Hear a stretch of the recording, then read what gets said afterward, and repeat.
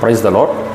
దేవుని వాక్యంలో అపుస్తుడైన పౌలు గలతీయులకు రాసిన పత్రిక 6వ అధ్యాయం 7వ వచనంలో ఒక మనిషి మాట పరిశుద్ధాత్మ దేవుడు వ్రాయించాడు.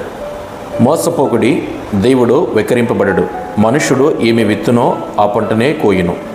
చాలా అద్భుతమైన మాట. నేటి దినాల్లో మనుషుడు తను చేసే ప్రతి చెడు తను మర్చిపోతే అది మాఫ్ అయిపోయిందిలే అనుకుంటా ఉంటాడు. కానీ దేవుని వాక్యం సెలవిస్తూ ఉంది, నువ్వు ఏదైతే విత్తుతున్నావో ఆ పంటను ముమ్మాటికి కోస్తావు. మానవ జీవితంలో నువ్వు దేవుణ్ణి ఎరిగినా ఎరగకపోయినా ఒకటైతే వాస్తవం, ఏదైతే నువ్వు విత్తుతావో, ఏ పంటనైతే నువ్వు విత్తుతున్నావో, ఏ విత్తనాన్నైతే నువ్వు విత్తుతున్నావో ముమ్మాటికి అది ఎండ్ ఆఫ్ ది డే దాన్నే కోస్తావు. విలువైన జీవితంలో నువ్వు మంచి జరిగిస్తే మంచిని కోస్తావు, చెడు జరిగిస్తే చెడును కోస్తావు. నీ ప్రతి పని దేవుడు ఖచ్చితంగా తీర్పులోనికి తీసుకొని వస్తాడు. అది మర్చిపోకూడదు. ఈ భూమి మీద మనం ఏం విత్తుతున్నాం, ఈ భూమి మీద మనం ఏం పని చేస్తున్నాం, ఈ భూమి మీద మనకిచ్చిన ఈ జీవితంలో ఎలాంటి జీవితాన్ని జీవిస్తున్నావో ప్రతి మనుషుడు తను తాను పరీక్షించుకొని ఈ లోకంలో విత్తాలి.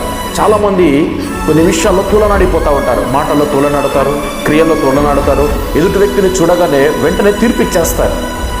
ఏదైతే నువ్వు విత్తుతున్నావో, ఏదైతే నువ్వు మాట్లాడుతున్నావో ఎండ్ ఆఫ్ ద డే అది ఖచ్చితంగా తిరిగి నీ దగ్గరికే వస్తుంది. నువ్వు ఏదైతే విత్తుతున్నావో అది ఖచ్చితంగా కోస్తావు. దేవుని భయాన్ని కలిగి మనం విత్తే ప్రతిదీ మరలా కోస్తాము అన్న భావనతో, భయముతో మనం కొనసాగినట్లయితే ఖచ్చితంగా మనము మంచినే కోసుకోగలుగుతాం. మనం మంచిని విత్తాలి, మంచిని కోయాలి. దేవునితో భయభక్తులు కలిగి మనము మన జీవితాన్ని ఆయన కొరకు కొనసాగించాలి. God bless you.